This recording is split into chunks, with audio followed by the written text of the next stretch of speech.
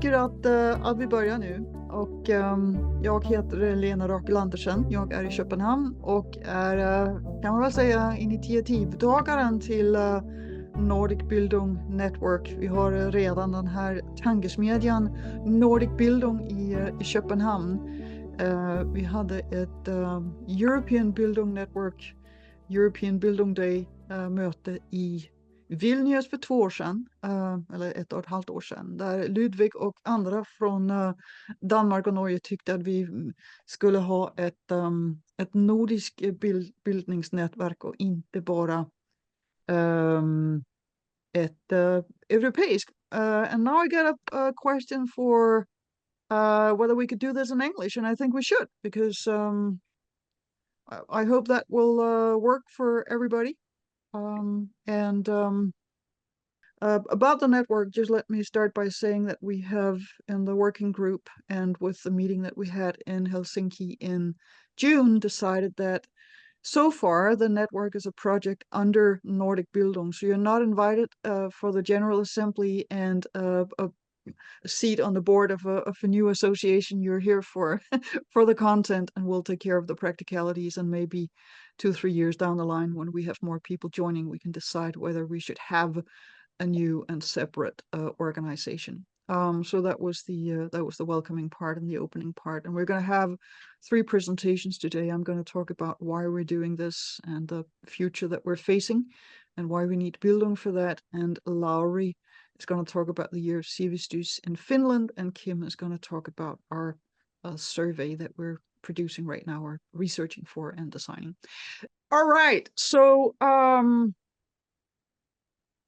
the first speaker, so I will share some slides, and this is really about why we're starting this network and why we think in this little working group. I should say that in the working group present here are Ludwig and Kim and Lauri. So we're the core organizers of this, and we're absolutely open to more people joining if you're interested. We definitely need some people from Sweden. We'll find out about that later. And so we've had these discussions about Bildung in our own day and age, and how Bildung has changed the Nordic countries previously, mainly through the folkbildning, folkeoplysning, folkbildung, and that went very well during the industrialization era. That's what I wrote about in the Nordic Secret. I'll just wave it so people can see how much of paper I have used on writing this thing about our shared Nordic history and how we have educated for the past 150 years. And this Nordic tradition for Bildung, for educating in an open-ended question and inquiry-based way, and learning for life more than just learning for the job market, is what I and we claim has played a huge role in why the Nordic countries look the way that they do. And we think we need a Nordic conversation about that to perhaps revitalize the tradition that we have, but also to address the challenges that we have in our current day and age. And that's what I'm going to talk about now. So this is really there's like 3 short chapters to this, and it's about the challenges that we're facing, and what Bildung has to do with that, and then why the Nordics. So the first part of it is all this old stuff, and I am assuming nothing about how old people are, but I guess everybody can remember when we schlepped around all this stuff in order to listen to music or make a video of our family events or something like that, or to just carry a computer. And before that, of course, we had all this paper and records and other means of communication technology. So there was a different kind of world, and then we got this one, and this is even an old picture of a cell phone. So now we have all this equipment in our purse, in our pocket, and with it comes our whole record collection and all our books, and direct access to libraries and world maps and where the traffic is stuck and all that stuff. And that has a lot of advantages. One of them is that we don't have to carry around all this equipment, but it also means that we have we need less materials, and we need less transportation of equipment. We need some different kind of raw materials, but we've actually optimized the resource consumption on this. So that's a lot of advantages. One of the disadvantages is that when we buy paper books, and when we used to buy paper books, you actually owned the copy of the book, and the same thing with a record or a cassette tape. And you knew what was on the record or in the book, and it would never change once you had brought it into your home. With a cell phone like that, you never know whether you actually have access to the music or literature that you bought. You cannot be sure that it will remain the same version. And I'm going to give a concrete example, two concrete examples actually, of how the power relation between me as a consumer and citizen has changed with relation to the people who have sold me this. One was that I used to own a Kindle. Technically, I still have it, but I was traveling and I was away from Denmark for quite a while, and I didn't bring it along. And at some point, I read in the newspaper that unless you updated your Kindle before a certain date, it wouldn't work anymore. And I wasn't getting back home until after that date. And when I plugged it into the socket in the wall, it wouldn't take any electricity. It was dead, and it has been dead since. So Amazon has remotely turned off, killed a piece of hardware that I bought. And I thought it was mine, but apparently it was theirs. So that's one example. Another example is that while I was traveling, I brought with me my iPhone. And at some point, two things happened, and I didn't connect them for a while. One thing was that there was 1 month where I got a phone bill that was like €100 more expensive than my normal phone bill. I was like, okay, well, I didn't expect that to happen, but okay, I was traveling in Africa, so yeah, that was probably expensive. And meanwhile, I also discovered that there was an album from U2 on my playlist that I'd never downloaded. And then later there was this big sort of news hullabaloo scandal about Apple and U2 wanting to give all Apple iPhone owners a gift, namely the latest album with U2. And apparently my iPhone had just downloaded that while I was in Africa on the most expensive um, data connection. So that was why I ended up paying 600 Danish kroners or 700, 100 euros more that month than else. So things can be uploaded, downloaded, changed on your cell phone without you knowing. And that, of course, poses a number of democratic and otherwise challenges. And then, of course, where does all this data go? Who owns the data? Who's surveilling us? And who's looking at us over our shoulders, so to speak, and who knows where we are and what we're buying, and through how many different companies does a simple transaction go? We have no idea. And we need to understand this in order to vote for politicians who are going to deal with this and create new legislation. And we need to have a sense of understanding of the times that we're in as citizens. So that's one of the things that we need to address with education and Bildung. And the reason why we need to address it with more than just knowledge education is that we also need to be able to handle this as societies and individuals. This is the history of communication technology in 5 little pictures. And what we have legislation and institutions for are the electronic mass media and the equipment that I showed you before. And in the transition between two communication technologies, we tend to have conflicts. When the world went from the pen and individual copying of text to Gutenberg's printing press, somebody got the brilliant idea of translating the Bible into local languages and to challenge the political power and religious power of the Pope. And we got Protestantism in Europe in a couple of forms, and a conflict with the Catholic Church and the 30-Year War that then ended in the Peace of Westphalia in 1648. So communication technologies have consequences, and it changed the political fabric of Europe. we got collective freedom of religion, but not individual freedom of religion. That came later. Then in the transition to the radio, there was a gentleman in Germany with a square mustache who played it like an instrument and who got Germany to go berserk and to mass murder fellow Europeans and send a whole continent, 2 continents actually, more continents into war. Because he couldn't contain himself and people couldn't contain themselves with this new medium. We also saw in the transition to, or when we had individual means of mass communication, the collapse of the Soviet Union.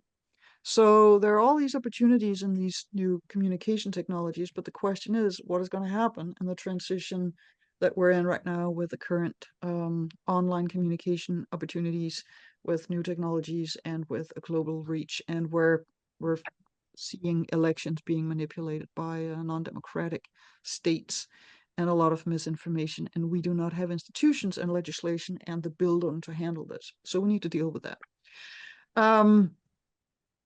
This is just the information technology. There's also biotechnology, nanotechnology, and cognitive technologies. And when we bring those together, we can print out atom by atom, and eventually we will be able to not just 3D print atoms, but in theory, we will be able to 3D print, for instance, the DNA molecule and be able to put it into a cell, or perhaps even print the entire cell, which means that we can print or design life in a completely different way. We need to deal with that as well. And we need a populace, a population, we need citizens, but we also need politicians and institutions who can take care of this. And so we're facing some really big challenges. Economically, this also has consequences. And I'm going to show you some old numbers. I've been talking about this for about 10 years now, and that means I have some very old data in my computer. And these are the biggest economies in the world in 2014. The European Union is 18,527 billion US dollars per year. And the United States has a gross domestic product of just 17. So that's how we used to think of the biggest economies. If we then add in 2014 the biggest companies, you can see that the revenue of Walmart is almost the same size as the GDP of Norway. It's bigger than the GDP of Denmark and bigger than the GDP of Finland.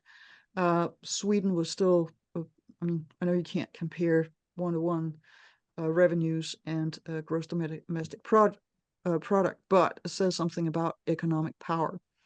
And here are the market value. So also 2014, Apple had a market value at the 647 billion US dollars that year. So a different kind of power structure with private entities that have more money than nation states. And we're facing a very interesting situation in Denmark right now with Novo Nordisk, because they developed a medication that allows people to lose weight. So that actually is challenging the size of the GDP of Denmark. But if we bring in the Nordic countries, you can see that they're here. So together, the Nordic countries actually have a lot of muscle power, but individually we do not have a lot. What's interesting, though, is the growth rates, and these are still the 2014 numbers.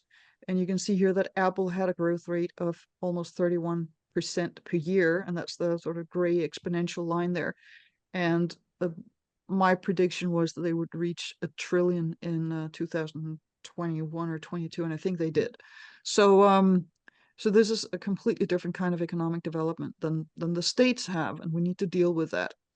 So these were the 2014 numbers, and I made the same exercise for 2019, and you can see Apple has moved up here and has 1.3 trillion US dollars, and then you got Microsoft, Alphabet, Amazon, Facebook, all tech companies have surpassed the sort of more solid state products. So it's a completely changed economy. Another example, I mean, this has consequences at the ground level, is we all know what a Volvo is, particularly here in the Nordic countries. Founded in 1927, bought by a Chinese company in 2010 for 1.5 billion US dollars, and it had 23,000 employees. Same year, a company was started that made Minecraft. 4 years later, it was sold for 2.5 billion US dollars, and it had 40 employees. So this says something about who creates the value in the market and where's the money. And today, very often when people have a startup, it's not just for the product they're going to produce. The company is the product. So they're really starting a company in order to sell it to one of the tech giants. So we're seeing a complete change in power structure because of this economic shift. And that takes us to Bildung, because we need to deal with this. And this is my old friend Friedrich Schiller. And he talked about Bildung as what we would today, I think, refer to as emotional and moral development. And he said that I'm just going to stop sharing because that's going to allow me to illustrate it better. He said there are three kinds of people, and the first kind of person is the emotional person, the physical person who is in the throes of his or her emotions. The other person is the rational person, who has internalized the norms of society and lets him or herself guide by everybody else's expectations. And then there's the free person. And the free person has internalized the norms of society and sort of reached back and reconnected with his or her emotions. And because they always have the emotions and the norms of society internalized in themselves, and there may be a struggle with them between them, they're free because they need to make a choice from time to time. And what's interesting about this emotional and moral development is that he talks about adults in his own time. He doesn't talk about children or teenagers. So he talks about contemporary adults. And what is really interesting is that he writes this in the aftermath of the French Revolution, because he writes this in the 1790s. And after the French Revolution, particularly the bloodbath and the years after that, the bourgeoisie in Europe, who had had so much hope invested in the French Revolution that now they would finally get rid of the absolute rulers, they were just disillusioned, and Friedrich Schiller was one of them. And they were wondering, why could the French not handle political freedom? And I'm not making any comments on today's situation in France. So why could the French not handle political freedom? And Friedrich Schiller said, well, because if you give people political freedom, the people who are in the throes of their emotions, when they start a revolution and have the bloodbath, they're just going to be completely caught up in it, and they want to see more blood. Then you have the people who have internalized the norms of society, and they're just going to follow the others. So neither of these two kinds of people can handle political freedom. The only people who can handle political freedom are the free people who can feel their emotions and say there's something wrong about this, and they can maintain the norms of society and have a free choice between which of the norms should we keep and which of the emotions should we follow. And I have not seen anybody else who has connected Bildung to political freedom or personal development to political freedom. That's why I think Friedrich Schiller is so essential, and that's why he plays a very central role in the Nordic secret. And also, what's interesting is that when we started the folk Bildung here in the Nordics, Friedrich Schiller was one of the hottest contemporary writers, and he was read among the bourgeoisie. We had a really builded bourgeoisie, actually, and inspired a lot of thinkers, not least Grundtvig, who came up with the idea for the folk high school and who started the whole idea of lifting society from the bottom through education. And the Danish teacher who actually created a folk high school, Grundtvig never did that, but a Danish teacher in 1851 named Christian Kohl. So that's where the whole Nordic secret started. But what's interesting about this concept of Bildung and emotional development, and I'm going to go back to my slides, is that in modern or contemporary developmental psychology, there are different models, but there's been an exploration into how do we actually emotionally mature, and the developmental psychologist. He's not actually a psychologist, but he works with developmental psychology and adult education. It's Robert Keegan, and he has 5 phases or stages. There's an early childhood of the like ages 2 to 6, where children discover themselves, and we talk about the terrible twos when they're trodsalderen, I think we call it in Danish, where they can be very stubborn and impossible to handle. But that's because they just found out that they exist, and they're in this process of autonomy from their mother. But then there's the bigger child, Keegan 2 here, from 6 to 12 years, and that's where we sort of consolidate the sense of self, and I call it the self-consolidating part of life. And then there's what Keegan calls the self-governing, and that's where we internalize the norms of society and where we become responsible adults who can live up to other people's expectations. And one of the reasons why we're biologically motivated for this is that you can probably find a sexual partner even though you're very immature and cannot be trusted and have not internalized the norms of society. But it's very hard to find a set of in-laws who are going to accept that you're going to marry their son or daughter unless you live up to the expectations of other adults. So so there's a biological urge to actually fit in during the teenage years and become self-governing. But that means you're also perhaps even very conformist. So you can actually transcend that and become self-authoring, as Keegan calls it, which in other contexts we would say have personal autonomy or create your personal character. And that usually happens in the aftermath or in connection with some kind of personal crisis where your life falls apart and you have to put it together again and figure out what you want to do with your life. You can then get into a phase of perhaps even self-loathing or self-distancing, as I call it, where living up to the expectations in your own expectations and having this much focus on your own personal character may be kind of boring as well, and you can become what Keegan calls self-transforming. And it very often happens with people when they have grandchildren because their own kids start having kids, and there's this sort of zooming out on relationships among other people. And if you can take that out into, for instance, a leadership role, or it could be as a teacher, to see the psychological and other games among people, you have a certain kind of maturity. Whether this is like a straight linear development, one phase following the other, there's definitely an order to this, but how sharp the distinctions between them are is a completely different discussion. But what is interesting with regards to Bildung is that what Keegan describes matches what Friedrich Schiller described 200 years ago. It's not the same.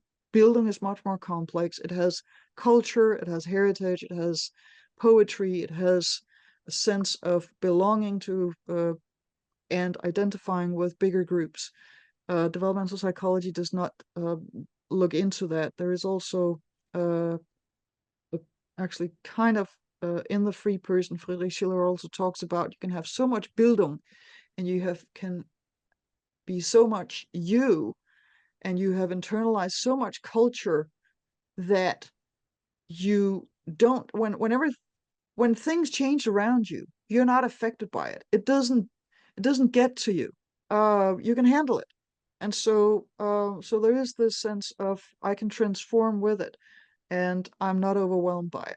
So they're describing the same thing, and in modern terms, we would then say that the self-authoring, based on Friedrich Schiller, are the people who can handle political freedom. And that is why it's so important with Bildung.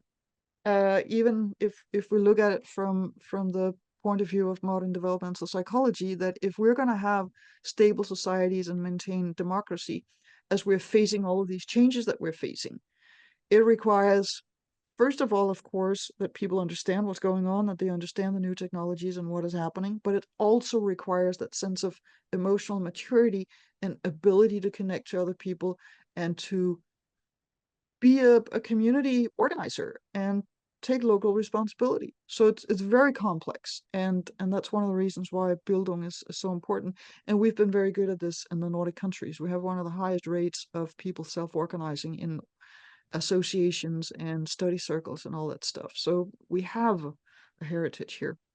And why the Nordics, besides having had success with this already? This is a world map, and each dot here represents 5 million people. And so in the top there, you can see Norway with 1 dot, Denmark with 1 dot, Sweden with 2 dots, and Finland with 1 dot. And so we look tiny, tiny here, and we don't look as if we should have a lot of influence on the world. But if we look at the economy, and this is just GDPs, I do not have the companies here, but if we look at the economy and have the same number of dots, but have the total global sum of GDPs in the same map, you can see that the Nordic countries are up in the top right-hand corner. Norway and Denmark and Sweden and Finland are actually rather big economies. We're still together jointly about the 12th largest economy in the world. So we could, if we set ourselves up for it, have global influence with some of this Bildung stuff and contribute to, I would say, a better and more informed and gebildet globe. And we haven't started discussing this in the Nordic Bildung network, but I think we should.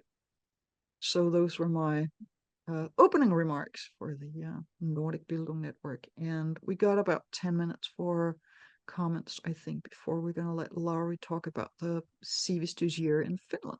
So if you would like to ask a question or comment or disagree, please raise your hand. Well, thank you for, this presentation. I have heard it sometimes, but I still think it's a great overview and a great reason why this is very important. I think having 10 minutes, it would be interesting to hear some reactions from you others that are not perhaps part of Nordic Bildung or the network working group, as to the relevance when we look upon, the educational system as a whole, not just having the folk Bildung perspective, but as also taking into account what is happening in our formal educational systems right now. So that would be my suggestion. One slight small comment to Keegan's phases. I think it's a really worthwhile framework to discuss and to go in further detail about. I think what I find most problematic in his phases are actually the self-authoring part of it. And this is exactly where I think we have perhaps the most complex and also fluid situation when I look at people, from the age of 15 to 50 or 60 something. I think you realize that there's a very big variety of being self-authoring in some parts of your life, and in other parts being not very self-authoring.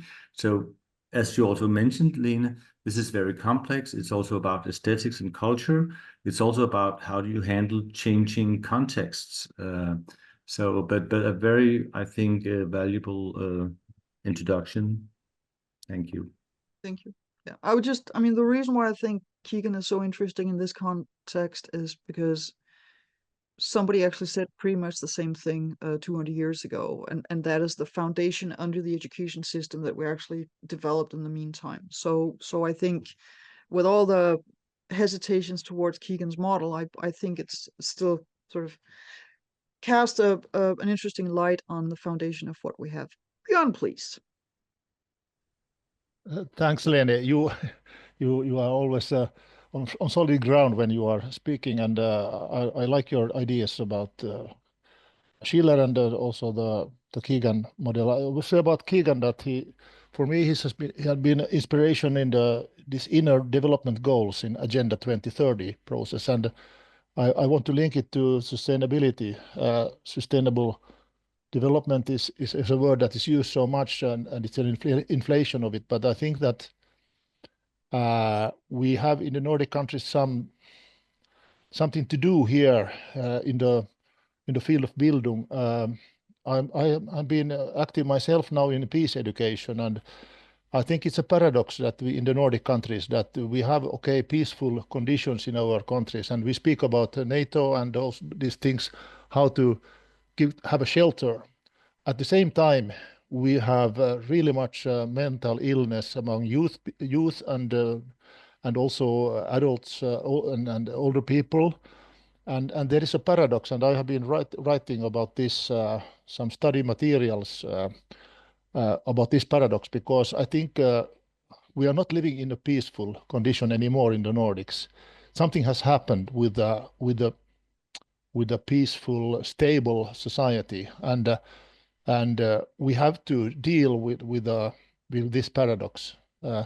So I would like to apply your model from the Nordic secret into peace education, and I think it's really important that we also reflect upon how can we get the good things and the values from the Nordic tradition into this really unstable and unsecure future view that we can face also in the Nordic countries and of course all over the globe. So these wars are making wounds in our self-esteem and also in the Nordic tradition, I think, because we are so close to Ukraine and we know about also the Middle East and all this stuff now. So I think this is something we have to deal with also in this Nordic Bildung context. I happen to agree 100%. So thank you. Anybody else? So I would like to add, because I've of course had the question a number of times. So this is just another kind of colonialism, and are you just gonna push Nordic education out into the world?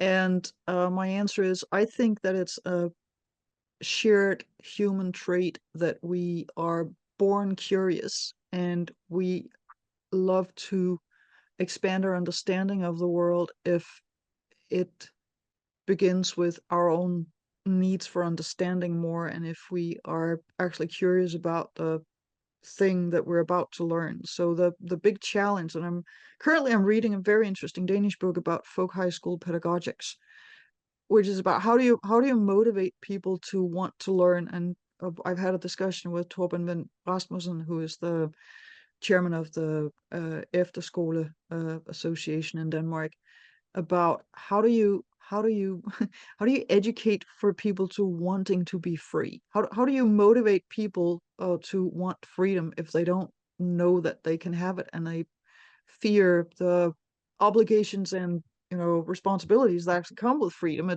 Freedom is a drag, because you gotta stand up for stuff and make decisions on things.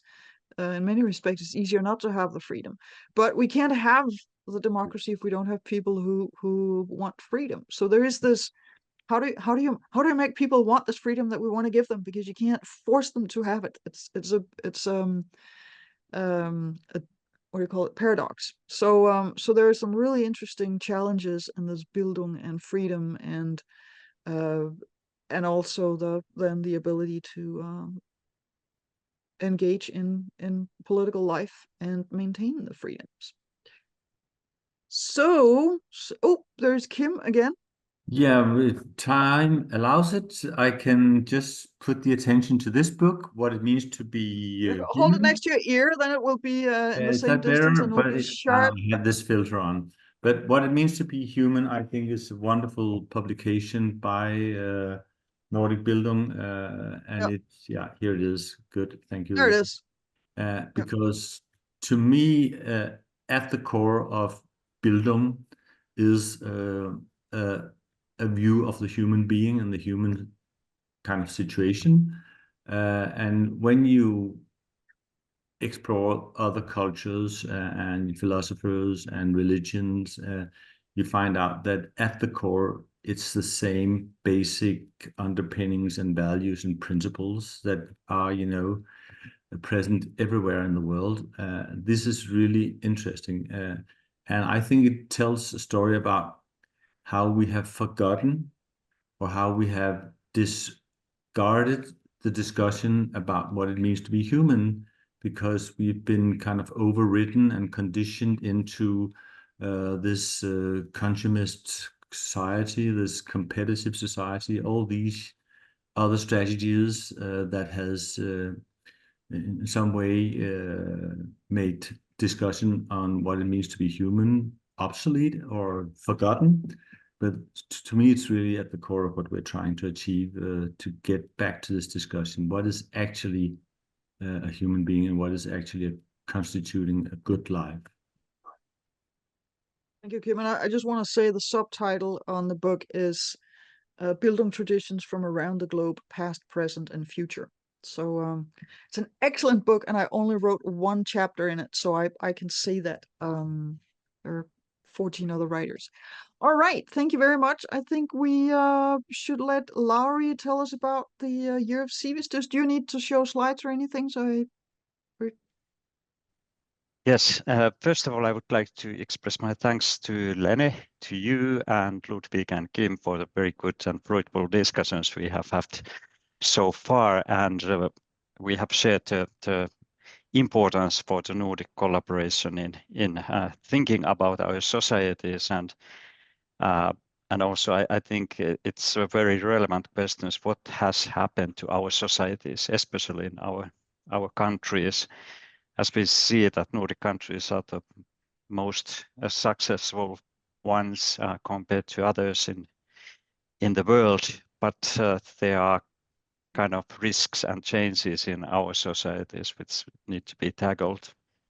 So I will tell and share in my presentation some ideas how we in Finland have started to discuss the importance and the meaning of Sivistys for our society. So Sivistys means building or Bildung, but we have actually launched the word Sivistys to be used in this context also when we use English, because there is no direct translation for the word, sharing the idea of a Nordic approach to Bildung, or sharing the idea, especially the Finnish own kind of application for the term.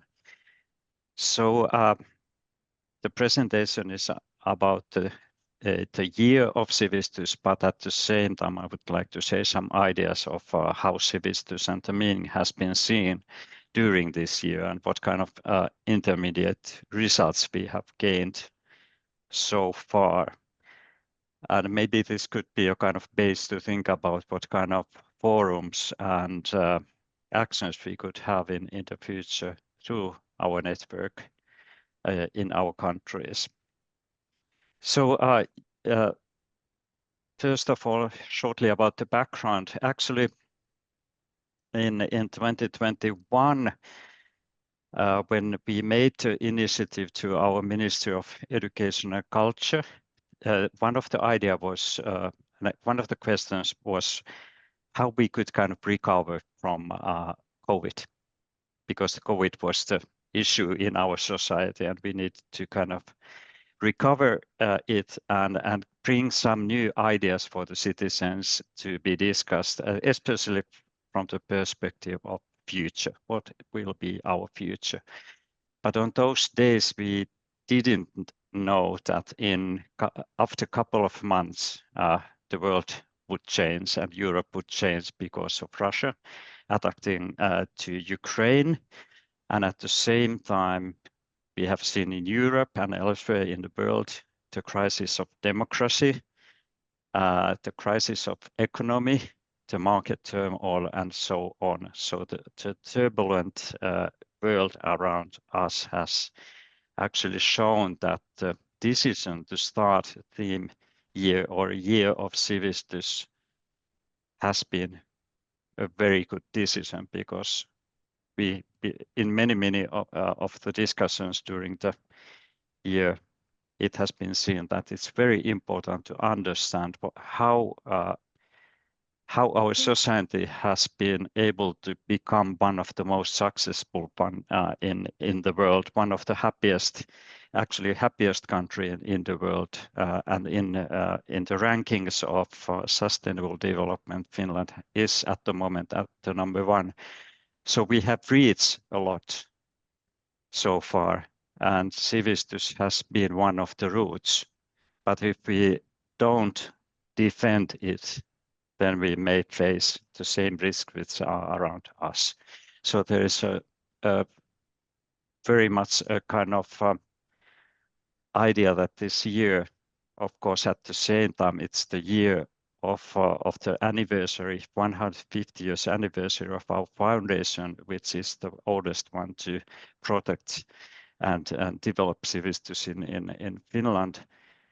But also, it's not only to celebrate, there is a kind of strong need to defend Sivistys in our society and raise it to the discussions, raise it to the future actions to keep it as one of the bases for our society. One example of the actions during this year has been the importance of media and journals sharing the ideas of Sivistys, and Futura journal is the journal for future studies in Finland and published by the Association of Future Studies, and it's a dedicated theme publication will be published later this month, and it's all about Sivistys. So I have gotten honor to make one of the articles regarding the topic, and especially the year of Sivistys for the journal. So that's one of the examples, and the reasons and why this Sivistys has been raised to the thematic topic of the journal, and why there's a need to discuss about it. It's there, and there are some citations from the journal.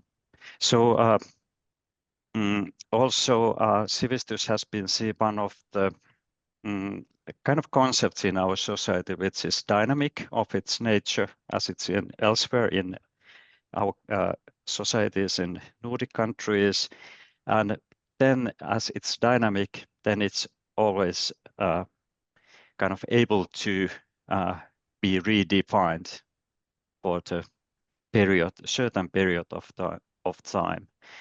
And therefore, we got a clear assignment from the Ministry of Education and Culture that please wipe the dust off the surveys of Sivistys and update the definition for this period of time. And in the end of the presentation, I will tell also the steps to go further after this new definition and the wiping of the dust has been done later this year. And also one of the main ideas was that this is not only an issue which should be discussed among educational sector, it's the issue or concept or topic which need to be seen through science.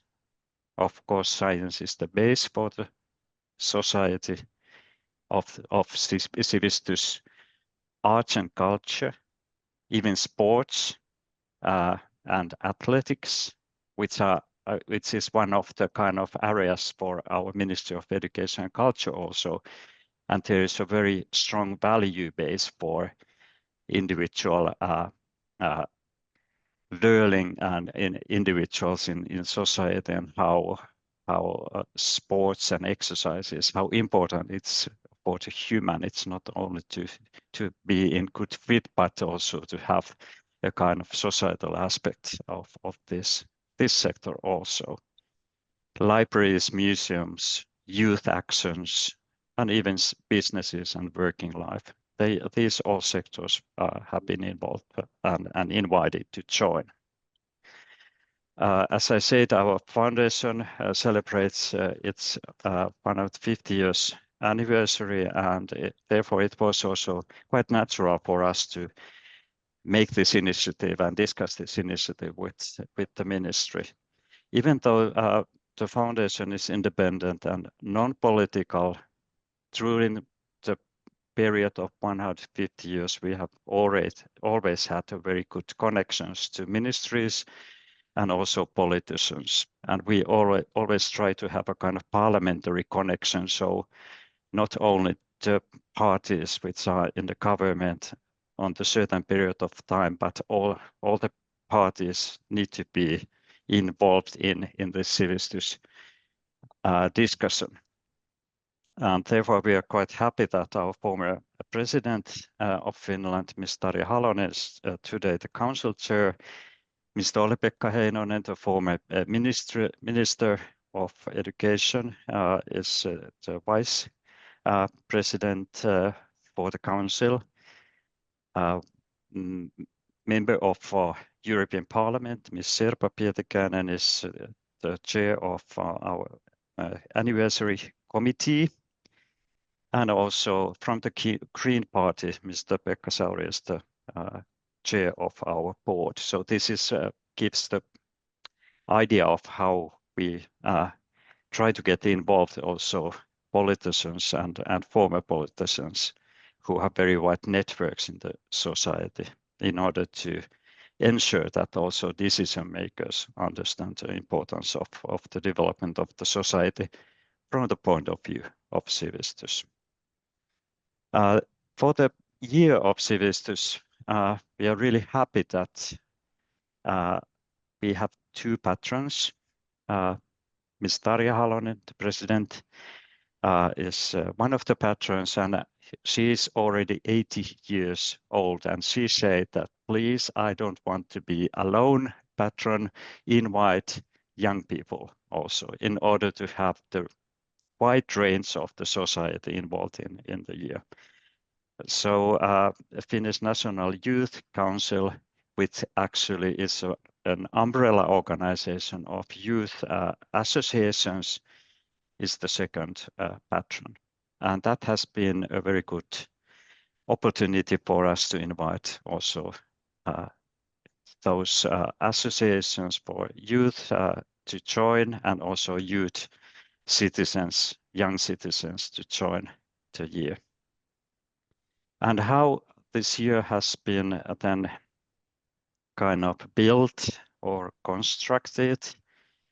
6 specific themes were selected by the committee through which Sivistys Bildung is seen and discussed. So sustainable future, equality, culture and arts, science, literature and dialogue, and lifelong learning were the 6 main themes, and also kind of overlapping themes were also selected during the time when, for example, artificial intelligence was raised in Finland in mainstream discussion in 2022 when OpenAI was opened for public, and it was seen that it will change dramatically the society, and it should be also kind of integrated to the discussions of Sivistys. And also a kind of human approach, compassion. It's not only connected to equality issues, it should be seen from through all of the other teams also.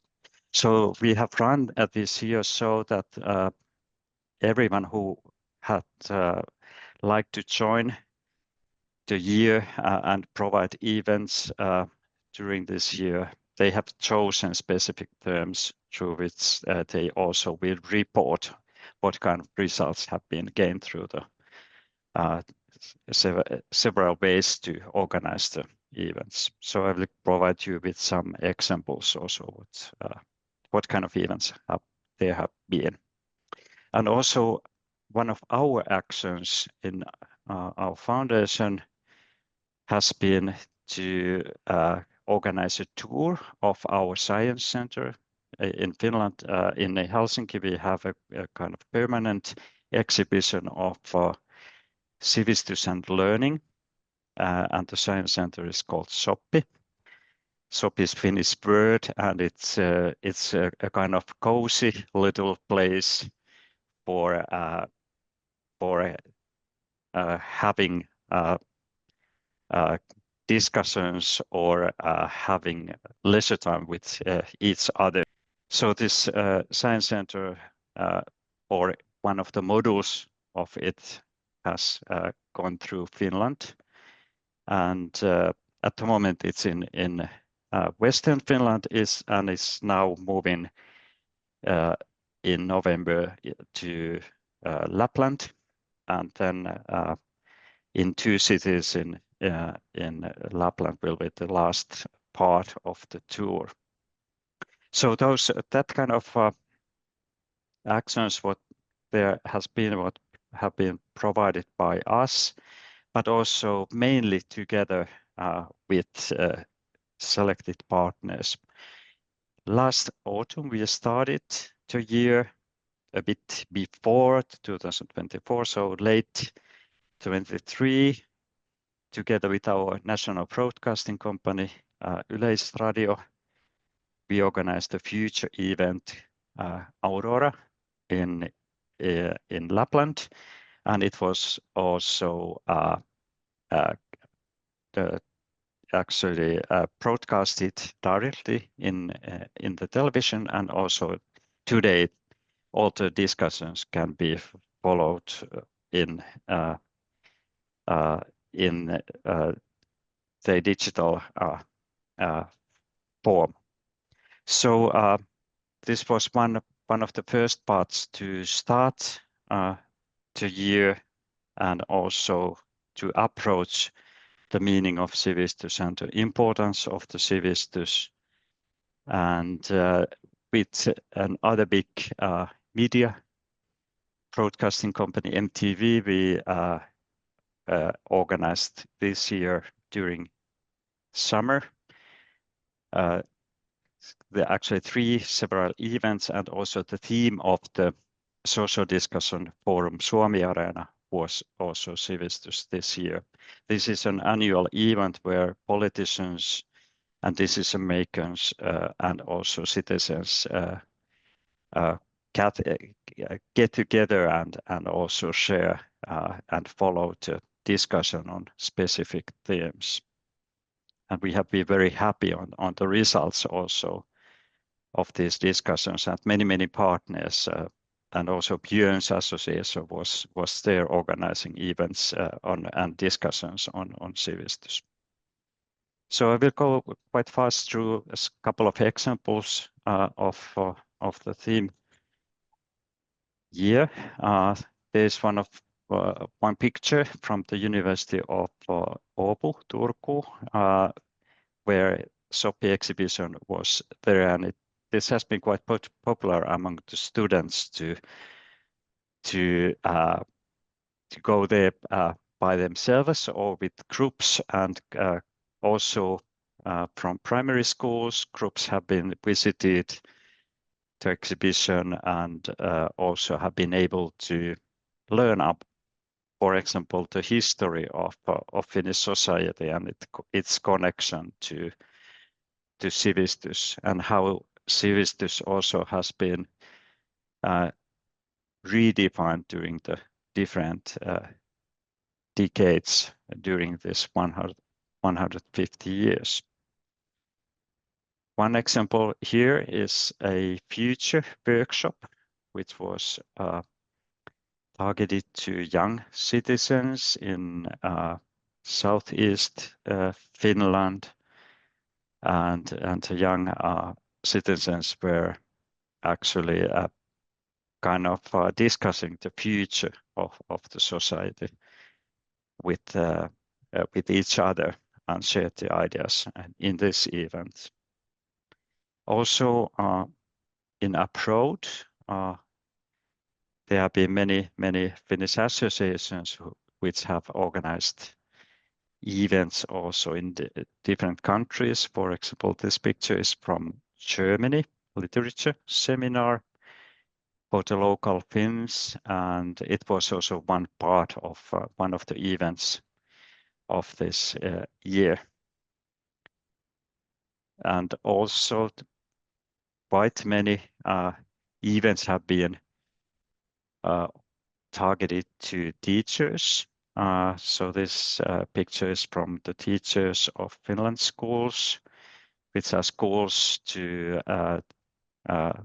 provide learning to children who live abroad, Finnish children of Swedish children who would like to keep connection to Finland and learn their mother tongue, which is Finnish or Swedish. So they learning event was nominated also by the Sivistys, and Sivistys was the topic for the event. A specific exhibition was organized for Scouts during summertime, so the exhibition needed to be a bit different because it was there in the woods, and also the Scouts were able to learn about the society of societal aspects of Finnish society and also the importance of Sivistys. Two more examples. As I said, arts and culture sector has been also invited to join. Finnish National Gallery created a virtual exhibition which was piloted. It's during the tour together with Science Center Soppi. So the idea is to pilot and test how citizens and how new target groups could join and learn about Sivistys also through these exhibitions, which are not there in Helsinki in certain buildings, but what kind of experiences could be gained when the exhibition goes, and it's reachable everywhere. An example from Lapland is also a specific, quite nice event, garden poem event, which was one part of the year also.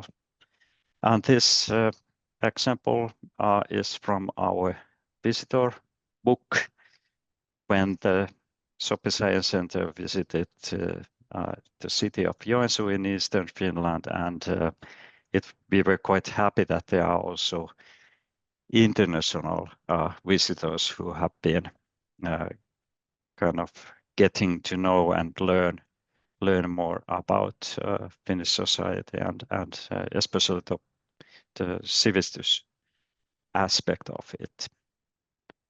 So and then of course during summertime we had a large international conference organized by EAEA, European Association for Adult Education, and ICAE, International Council for Adult Education. And this was one of the opportunities also to share the ideas of Sivistys from Finland to international audience. And of course, we were quite happy that the director of UNESCO Lifelong Learning Institute, Ms. Isabel Kempf, also used or read quite well the word Sivistys in her speech. And when I have been in contact to her later, also she still remembered Sivistys word and was really happy that she could also learn something new to be used in her organization. Yes, the year has been full of events. This just shows the tour we have got, and there have been quite many national festivals and events, and actually in all around Finland, and as I said, also in abroad. Very shortly about how the year was organized. If other countries would also like to start this kind of year, of course, we are really happy to share our experience. Of course, the role of ministry was important, but what has been very good is that other ministries have been also interested in joining also. So Ministry of Foreign Affairs, for example, has been very active to link our embassies around the world to the topic, and we actually have provided also materials for each of the embassies around the world regarding the year of Sivistys and regarding the theme of Sivistys. And also the committee has been very important because 50 members who have presented the wide range of the society have been very important to make connections and keep the Sivistys in discussions during this year. And as I said, also media partners and other key partners during the year have been very important. So far, we know that during the first half year, more than 50,000 participants have been there in the events. We have reached more than 3 million persons. More than 200 events have been organized. And also we know, and we are very happy that all of those 6 themes have been covered in these events, and also the overlapping themes, digitalization and compassion have been there. There have been a very wide range of different kind of events, conferences, webinars, lectures, concerts, and so on. And also media visibility has been quite positive, and also the organizers have been active in sharing information and communication on the events too. And the largest media companies have been very good partners. So in this respect, so far we are quite happy. But what happens after this end of this year, I will tell you a bit more, because I promised you to tell what happens after this year and what kind of impact we would like to gain, also together with the ministry.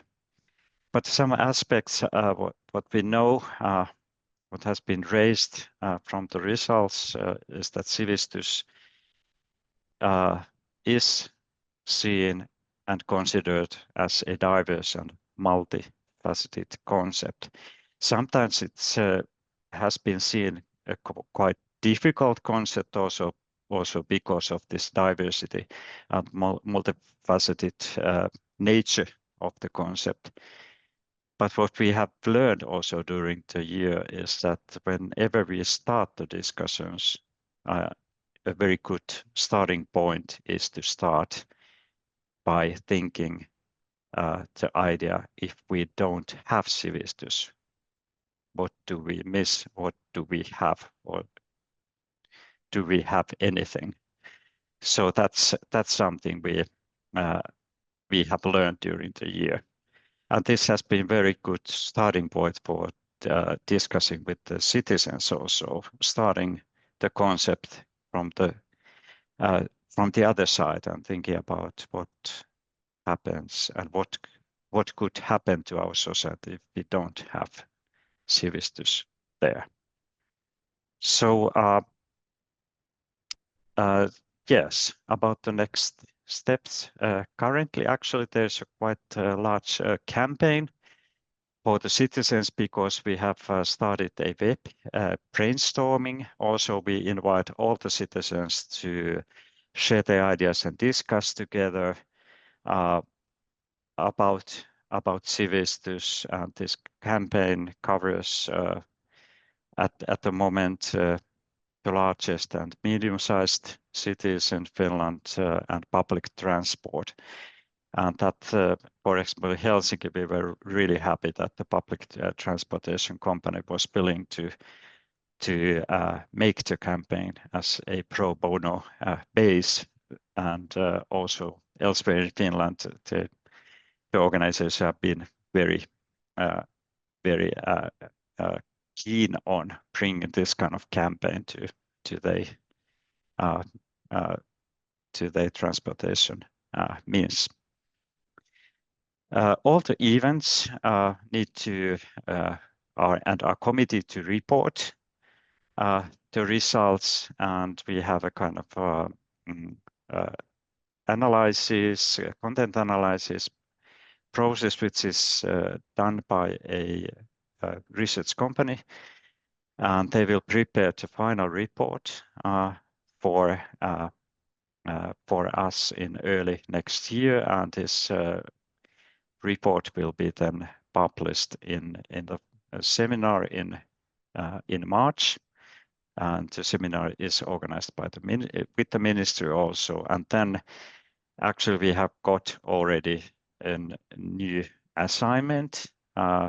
We have asked to coordinate a kind of Sivistys vision work, and also a roadmap is needed in order to reach the vision. And the idea is for this vision work and roadmap work is that all the results of this year will be kind of analyzed, and then in order to protect Sivistys and defend it in our society, there's also one mean also to have impact to our government program when the next elections will take place after 3 years time, and that will be one of the aims to have a stronger societal impact of the year also. So the work actually continues, and also the main idea for the year was that the year is not only and will not be a kind of year of not only celebrating Sivistys, but also getting impact for our society, and also at the same time defending it. So yes, that was my presentation. Thank you, and I'm really also happy to answer your questions if you have any. Thank you. Thank you, Lauri. Thank you, Lauri. I think you should share with us what your slogan is, or your byline. The fierce defender of Sivistys. Yes, that's How cool is that? That's not only a slogan, that's also our attitude. We're very proud to know you. So, do we have any questions or comments from participants? Well, yeah, thank you very much, Lauri. One question I'm, really wanting to put forward to you is because this Sivistys, to me, it's almost kind of Finnish for citizenship or civic education, but it's more than that. Could you try to relate it to what you, during our dialogue for the last year or so, might see as dannelse, the Danish Bildung, so to speak, or Grundtvigian or whatever, folk high school Bildung? Could you put some words to the similarities or the differences? Because I guess there will be different connotations and Yeah. So please. Yes, of course, the background for Finnish Sivistys has been also the very close connections to Nordic Bildung or bildning thinking, and therefore it's quite similar. And in Finland, we actually see that there are kind of two levels. One is the individual level, and it's of course connected to learning and not only learning, but also for the society, that the society needs to provide everyone possibility to learn, and throughout the lifetime there should be possibilities, and no one should be left behind. So that kind of aspect for both for the society and for the individuals, that they have also freedom to choose what they would like to learn and so on. So there's very much kind of the value base of our society is very much connected to Nordic thinking. But then the thing about the societal aspect, it's actually also has one of the meanings for individuals or communities is that we need to use our kind of our competencies or skills for the future, and that's the next level of the idea of Sivistys, that we should also think about the society as a whole, and therefore it's very important that all of the kind of part of the society are also involved in Sivistys thinking, so we can actually learn actually everywhere, and both for non-formal and informal and formal way. So therefore also culture and arts, libraries, museums, and so on are important in thinking about individuals' possibilities to learn and to be raised to become better humans. But then also we need to use that learning for the society again. So there is this kind of interaction between these levels. And also today, what has been a kind of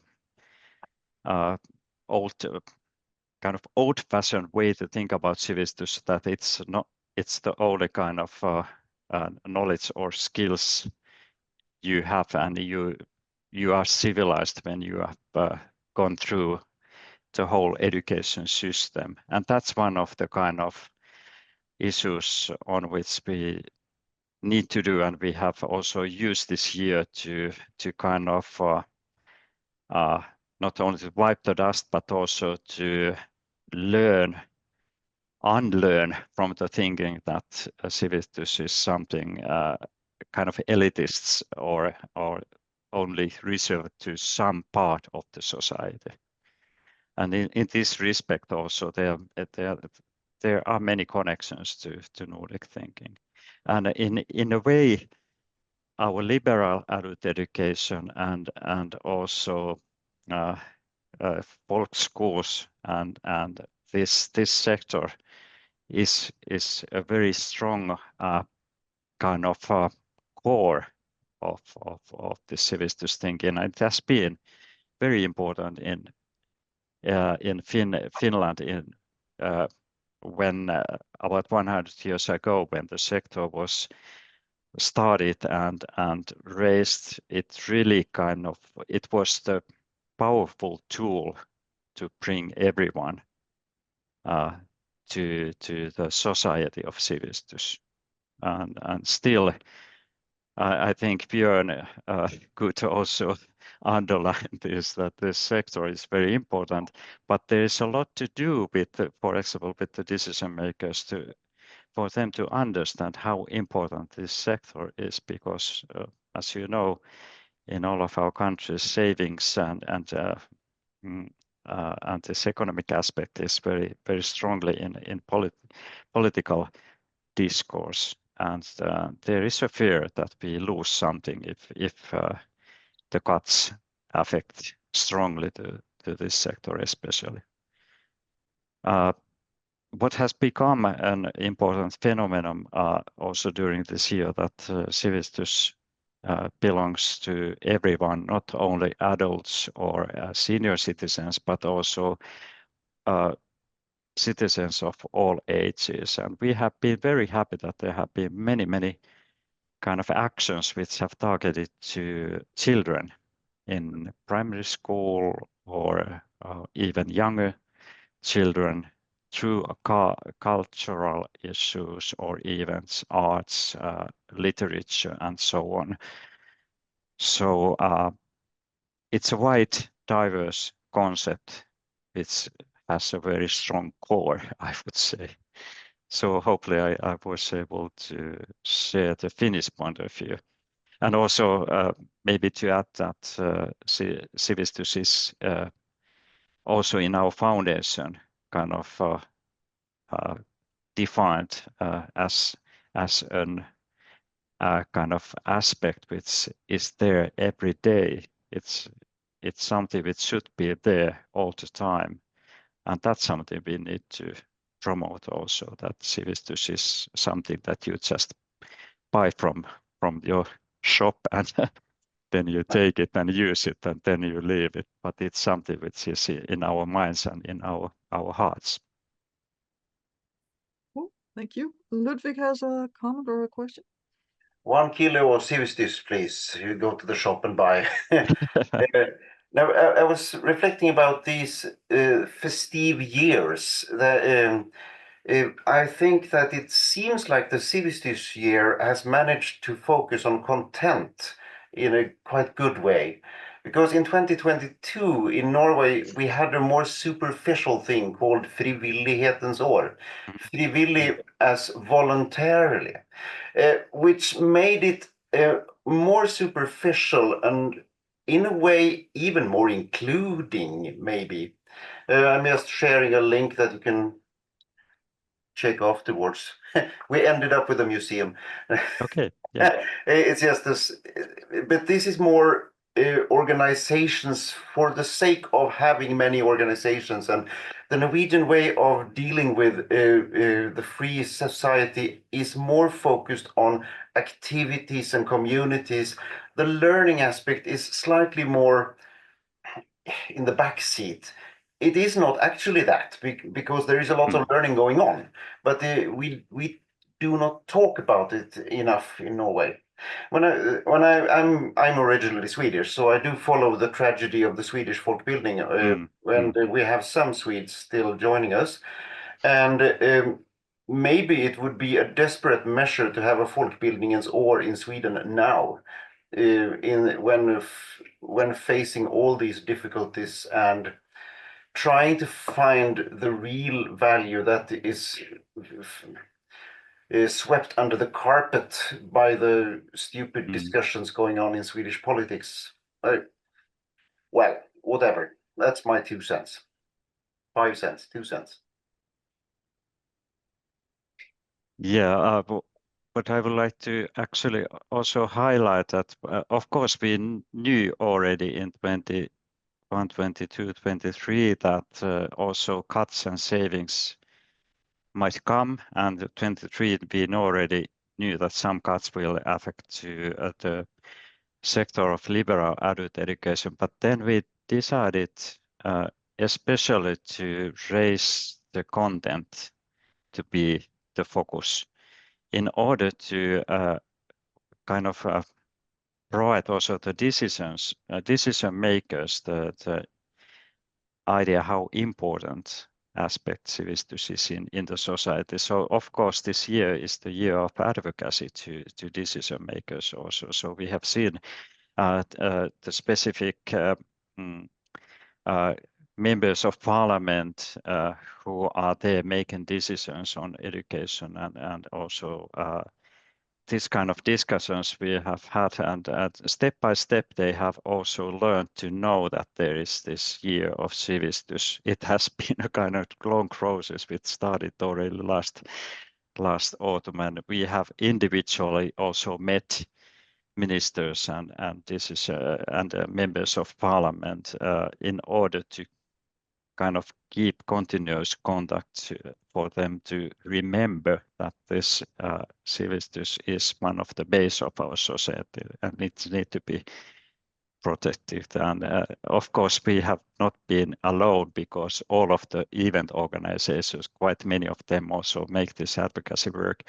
And especially Björn's organization also is very important in a way, organizing its own events, but also having this close connections. And this year, Björn, you may also say that you met the Minister of Education and Culture also, and also told him that whether he could remember that there is this year of Sivistys, and he said that he knows, and he is the new minister and has not been involved yet in the events, but hopefully he is able to join later this year.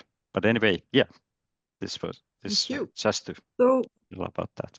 thank you. The last question goes to Björn. Yeah, I don't have any questions, but I just want to reflect upon Lauri's really good introduction and overview of the year.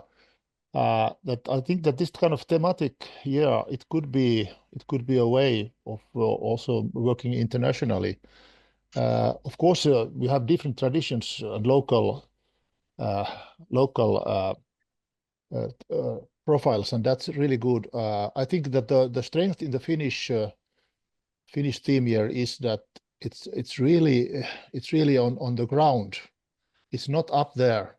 The concept of Sivistys. It comes also from the history of the Finnish words. It comes from 1820, about 200 years ago, and it's about the growing of linen in the fields, the cleaning of linen. From linen you can make clothes that are really sustainable.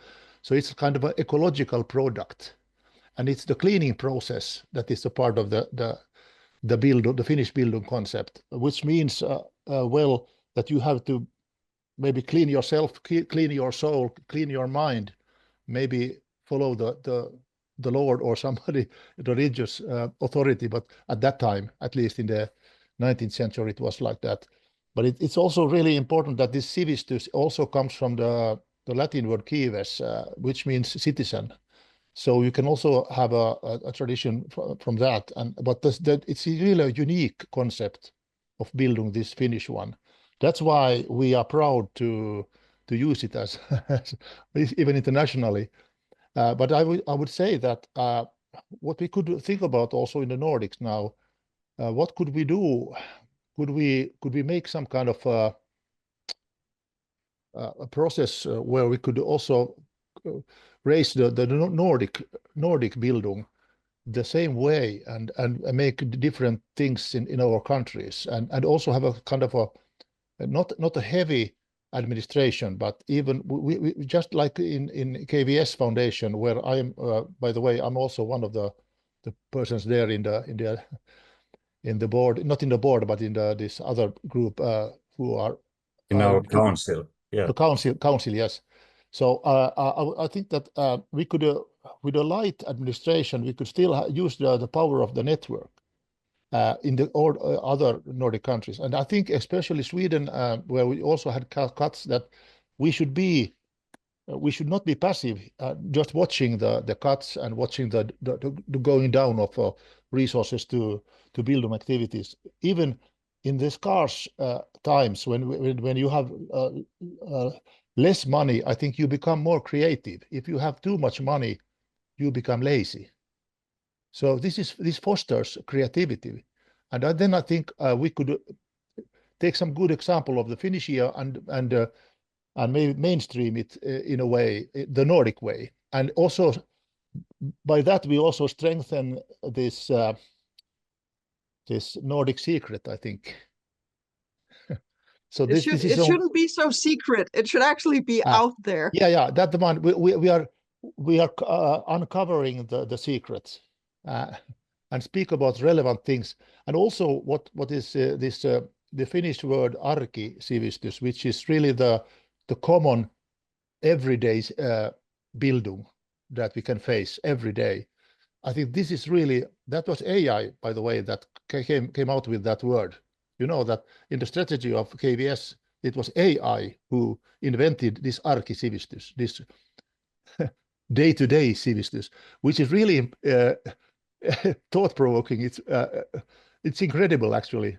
So even KVS was one of the first who used AI-generated word in their strategy. So I think this is really a typical Finnish. We are crazy in technology, so we just test the technology and then we apply it, even in strategies. So this is what just what my idea was, that we could, this Nordic Bildung could get more energy from this, and also this.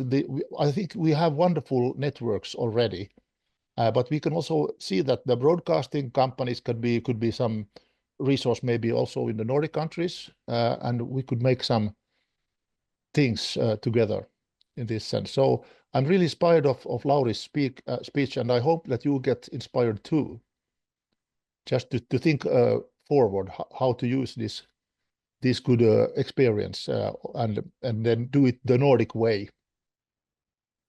Definitely. Thank you. We happen to agree a lot, I think. Yeah. And on that note, I will say two things. One is that yes, we should definitely have a much stronger Nordic conversation about Bildung and aim for some kind of Nordic Bildung festival, a Nordic Bildung year, perhaps, and we could have like the annual sort of city host of the big splash with a Bildung event, and so that is after, it's really something that we would love to figure out how to do that.